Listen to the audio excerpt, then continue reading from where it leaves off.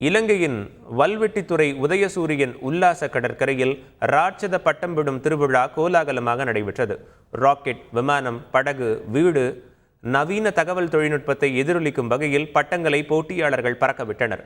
வானில் பறந்த வண்ணமயமான விசித்திர பட்டங்கள் பார்வையாளர்களின் கண்களுக்கு விருந்தாக அமைந்தன.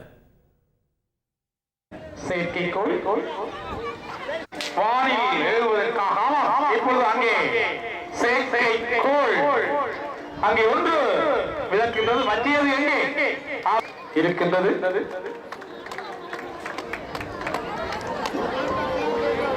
வெளியில் செயற்கைக்கோள், இரண்டாவது செயற்கைக்கோள் அந்த செயற்கைக்கோளில் பிரிந்திருக்கின்றது.